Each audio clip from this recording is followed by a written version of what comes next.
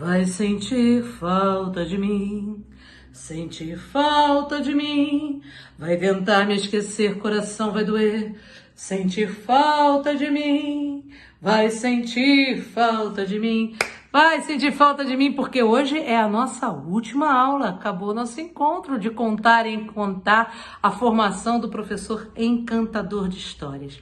Espero que vocês tenham gostado bastante do curso. Hoje é umas últimas palavras para a gente se despedir, tá certo? Então, eu quero começar hoje com um poema que eu gosto muito e que sempre trabalho ele no curso lá na UF, no curso presencial de extensão lá na UF, o Contar e Encantar. Conta a lenda que dormia uma princesa encantada, a quem só despertaria o infante que viria de além do muro da estrada. Ele tinha que tentado vencer o mal e o bem, antes que, já libertado, deixasse o caminho errado por o que a princesa vem. A princesa, adormecida, se espera, dormindo espera, sonha em morte a sua vida e orna-lhe a fronte esquecida, verde, uma grinalda de era. Longe o infante esforçado, sem saber que intuito tem, cumpre o caminho fadado. Ela dele é ignorado, ela para ele é ninguém. Mas cada um cumpre o destino, ela dormindo encantada e ele buscando o assentino pelo processo divino que faz existir a estrada. E se bem que seja obscuro tudo pela estrada fora e falso, ele vem seguro e vencendo estrada e muro, chega onde em sono ela dorme. E ainda tonto do que houvera, a cabeça em maresia, ergue a mão, encontra a era e vê que ele mesmo era a princesa que dormia. Fernando Pessoa escreveu esse poema para sua sobrinha, que tinha 8 anos. Eu gosto desse poema, primeiro porque ele nos revela isso, né? Esse encontro de um grande poeta com uma menina de 8 anos, numa poesia tão complexa, tão profunda, que chama Eros e Psique. Quem quiser procurar na internet, Fernando Pessoa, Eros e Psique. Uma poesia que brinca com a narrativa dos contos de fadas, mas que nos leva para um lugar de muito mais complexidade, né? Ao transformar tanto o sujeito que busca como o sujeito que espera nesse mesmo sujeito, nessa mesma pessoa, né? Fernando Pessoa também diz que habita neles todos os sonhos do mundo. Então ele é esse sujeito que fica e esse sujeito que vai, esse sujeito que dorme, mas esse sujeito que se move também no mundo, né? Então um poema com muita complexidade, a gente poderia ficar aqui horas discutindo Fernando Pessoa e a sua poesia e a sua complexidade, mas ele escreveu isso para sua sobrinha de 8 anos. Né? Então é esse encontro do humano, esse encontro da possibilidade que a palavra encantada nos permite. Nós começamos lá com a palavra encantada e vamos terminar com a palavra encantada. Né? Então, eu fico pensando quantos de nós não têm as suas palavras encantadas, as suas palavras, né, engavetadas, aquelas palavras, aquelas poesias que nós escrevemos, né, quando a gente estava lá na escola, lá na nossa juventude, ao longo da nossa vida, quantas coisas que de repente nós escrevemos e engavetamos e deixamos lá no fundinho da gaveta, as cartas que nós não enviamos, né, os desabafos, os nossos diários. Como faz falta para essas crianças de hoje em dia compreender esse lugar da palavra, porque a palavra, ela não é só para o outro. Eu não conto histórias só para entreter o outro, a gente viu isso na primeira aula. A função da palavra, ela não é só, né, social, ela não é só para promover esse encontro de mim com os outros, ela também é essencial para promover esse encontro da gente com a gente mesmo, né? O encontro que eu me reconheço na minha palavra, que eu me descubro na minha palavra, que eu me movo em outras direções através da minha palavra. Quando eu escrevo, de certa forma, eu me transformo nesse sujeito que ao mesmo tempo está e vai, está adormecido aqui, mas está indo também, que está enfrentando caminhos obscuros, né, pela estrada fora e falsos, e nós vamos. Então, assim, às vezes nem tão seguros, né?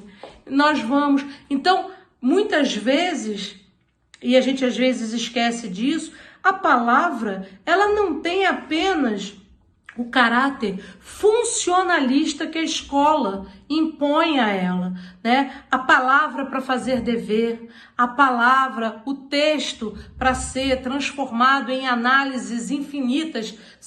Não é que não seja importante, também é o conhecimento humano, né? Mas a palavra, ela extrapola as nossas análises sintáticas e morfológicas. A palavra extrapola as nossas possibilidades de compreensão, porque ela, além dela ser essa ferramenta de comunicação, né, que a gente tem com o outro, com o mundo e com a vida, e quem tem a palavra e domina a palavra ganha maior possibilidade de participação nesse mundo e nesse universo, né, que é um mundo feito de narrativas, que é um mundo feito de discurso. O tempo todo nós estamos aí no mundo que são disputas de narrativas, né? Disputas de palavras, disputas de discursos.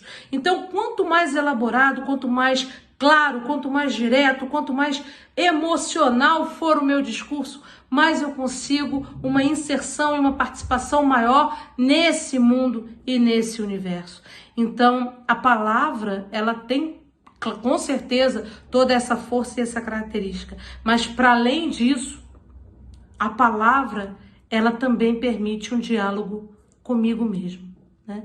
Quando o meu pensamento se torna verbal, quando eu começo a pensar em palavras, bebê não pensa em palavra, bebê não sabe falar, né? Bebê pensa em imagens, bebê pensa em sensações, bebê pensa em sonhos.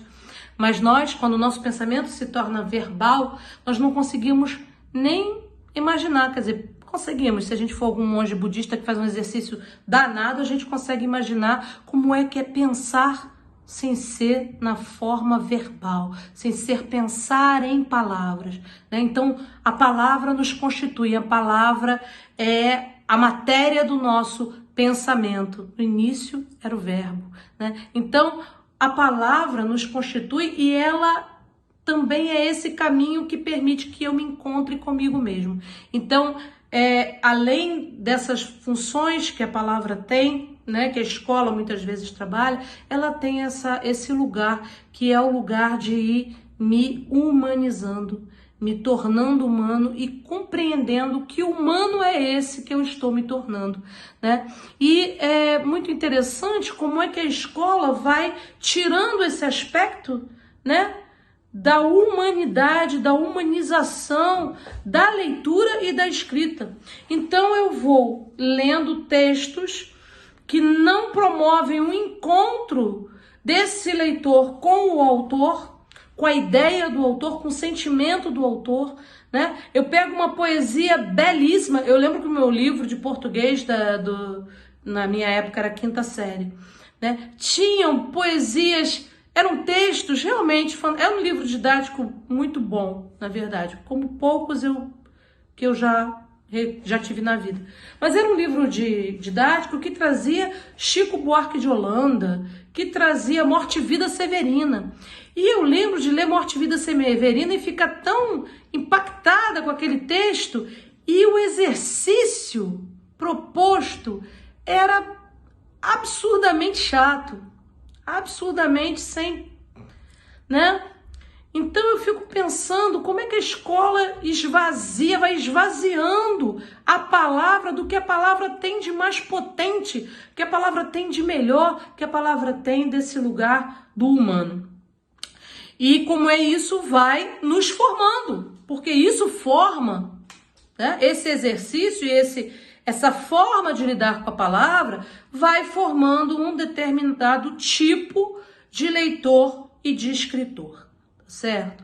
Então, como é que nós podemos devolver à palavra esse lugar de encantamento na escola?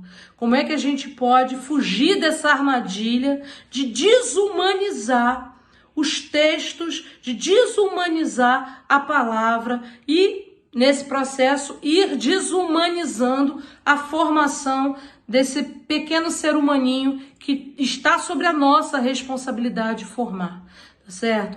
Então, eu queria discutir com vocês um pouco disso, como é que a escola vai transformando poesia em dever, né? E como é nocivo você transformar poesia em dever. E aí entra uma falsa discussão, uma falsa dicotomia, que há de um lado, né, o hemisfério sul, o hemisfério norte, porque tem gente que é poeta, mas tem gente que não, que é objetivo, que é matemático, que é engenheiro, que é... Não. A imaginação é uma ferramenta humana para todo conhecimento. Todos nós, em todos os campos do conhecimento, precisamos da imaginação. Einstein, antes de escrever uma linha num papel, antes de formular fórmulas matemáticas, ele imaginava. Ele imaginava situações. Ele imaginava um trem em movimento passando por outro trem em movimento. Então, primeiro, ele tinha que ter essa capacidade criadora, imaginativa. Uma vez assistindo um canal na televisão, que eu acho que só eu que assisto, porque só passa filme trash, né, que é o Sky. Desculpa, Sky, tá? Eu gosto, tá? Eu acho que deve ter gente que gosta também, mas Chuva de Tubarão é um pouco forte, mas enfim. Eu assisti e tinha uma chamada de uma atriz contando que ela foi no encontro onde estavam astronautas da NASA, né, norte-americanos, e eles vieram cumprimentá-la e falar com ela. Ela fazia o papel de uma doutora na Star Trek Voyager, né, que é da série Jornada nas Estrelas, um outro filme que chamava Voyager, e ela fazia o papel da doutora. E eles vieram falar com ela: poxa, a gente assiste, a gente gosta pra caramba, muito legal e tal. E ela falava assim: vocês devem achar aquilo tudo muito sem graça, né? Porque é muita fantasia. Vocês estão lá, vocês veem as coisas realmente como elas são. Vocês veem os planetas, vocês veem as estrelas, vocês estão numa nave espacial de verdade, né? Que graça que tem. E eles falaram: não. É muito importante o trabalho de vocês. Sabe por quê? A ficção científica, elas nos apontam os caminhos. Elas nos fazem pensar e imaginar nas possibilidades que nós temos. Então, é exatamente através do trabalho de criação de vocês, da imaginação de vocês, que os nossos engenheiros começam a pensar: mas e se? E por que não? Como é que a gente faria para fazer isso? Então, muitas das coisas que hoje são realidade, né, científica, um dia foram ficção. E o que possibilita, como os nossos smartphones, né, eles já foram ficção científica. Quando eu era menina e passava a primeira série Jornada nas Estrelas e o Capitão Kirk, né, abria o seu telecomunicador, aquilo era um negócio, meu Deus do céu, telecomunicador. A gente em casa com aquele telefone, né? 0, 9, 7, né? Imaginar um telecomunicador hoje é uma realidade para qualquer criança, né? Muitas crianças já nascem tendo aquilo ali como um lugar comum. Então, a imaginação, o papel da criação, esse exercício que a palavra nos proporciona de criar, de imaginar narrativas, de sonhar, né? Essa possibilidade é que cria também a ciência, o mundo da tecnologia. Um médico, né, que é criativo, um engenheiro que é criativo, ele é um profissional melhor. Então, a base, né, para todos os profissionais, a base para a formação humana é a imaginação, é a criação, é a possibilidade de sonhar. Mas como é que a gente trabalha isso na escola? Com arte. E a narrativa e a contação de história é arte. né? E é uma arte que abre para muitas possibilidades. Aqui nós vimos que a gente trabalha com a narrativa, com diferentes gêneros narrativos, a gente trabalha com música, a gente trabalha com interpretação, a gente trabalha com várias possibilidades de expressão artística. Então isso vai formando esse sujeito com essa possibilidade imaginativa. Eu vou ampliando esse universo para esse sujeito que eu estou formando, que mais tarde pode ser que ele vire um artista de teatro, pode ser que ele vire um músico, pode ser que ele vire um professor, pode ser que ele vire um médico, pode ser que ele vire um astronauta. Não importa, para todos eles, esse trabalho, esse currículo foi fundamental. Então, esse é o currículo que precisa ser alimentado na escola. E agora eu tô falando especificamente, quem tá aí de gaiata no navio, mas o curso tá avisado, é para professor, tá? Então, assim, falando especificamente para os professores, nós temos urgência de repensar esse currículo e entender que esse trabalho da contação de história, esse trabalho de levar a arte para dentro do currículo, de enriquecer esse currículo com essas discussões, que discutir um texto não é perder tempo. Esse é o trabalho que tem que ser feito, né? Que reescrever o texto não é perder tempo. Esse é o trabalho que tem que ser feito. Então a gente precisa urgente repensar a forma como nós estamos trabalhando com a palavra nas escolas, se elas realmente estão formando esse sujeito com essa possibilidade e com esse potencial criador, tá certo? Então, esse aspecto da contação de história, ele não é um aspecto menor no currículo, ele não é um enfeite curricular, ele não é uma coisa que tem que entrar ali para passar o tempo em volta calma, né? Vou contar história para ter um volta calma das crianças. História não é volta calma. Trabalhar com a palavra não é volta calma. A palavra ela tem que ocupar um lugar central nesse trabalho, né? Ah, mas tem os outros. Sim, mas veja, todos os outros conhecimentos passam pela palavra. Uma pessoa que interpreta melhor resolve um problema matemático melhor. Quantas vezes o seu aluno está lá encafifado com o problema e o problema dele não é que ele não sabe fazer a conta. Quando o seu aluno te pergunta, mas tia, a conta é de mais ou é de menos? O problema dele é matemático? Não, o problema dele é de interpretação. Quem trabalha interpretação? Quando o seu aluno não entende um determinado aspecto da história, lá do ensino de história mesmo, né? Às vezes o problema dele é a capacidade de quê? De se imaginar em outro tempo e espaço, a capacidade de se deslocar, a capacidade de interpretar. Então, esse trabalho com a palavra, esse trabalho de compreender a palavra, de se apropriar da palavra, de produzir a palavra, esse trabalho vai fazer um aluno que compreenda melhor português, matemática, ciências, histórias, tudo. Porque todo o conhecimento é, primeiro e antes de qualquer coisa, atravessado pela linguagem. Então, se a linguagem, e essa linguagem, for trabalhada de uma maneira mecânica, vazia, né, essa deficiência acaba prejudicando o nosso aluno em vários aspectos do currículo. Ele não entende porque ele não foi um sujeito bem formado na palavra.